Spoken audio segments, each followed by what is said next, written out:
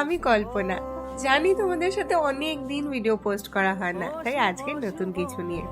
আমাদের বাড়িতে ছিল সত্যনারায়ণ পুজো, তাই সকাল সকাল সবাই তাড়াতাড়ি করে ঘুম থেকে উঠে যে যার মতন ব্যস্ত। সকালের সর্বপ্রথম কাজ ছিল গাছ থেকে বেলপাতা তুলে আনা।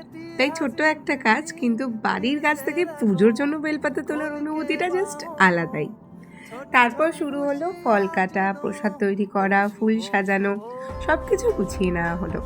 বাড়ির সবাই একসাথে কাজ করলে বুঝতেই পারা যায় না কাজের থেকে হাসি ঠাট্টা বেশি হয়।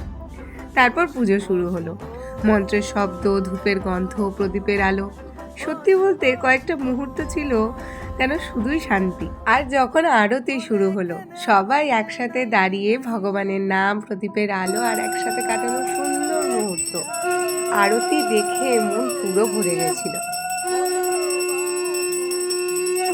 তারপর শুরু হলো যজ্ঞ।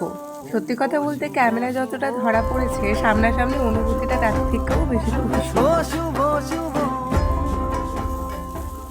আর ভিডিওটা যদি ভালো লাগে তাহলে শেষ পর্যন্ত দেখে জানিও। সবাই ভালো থেকো, সুস্থ থেকো, আর ভগবান সত্যনারায়ণের আশীর্বাদ যাতে সবার উপর থাকুক।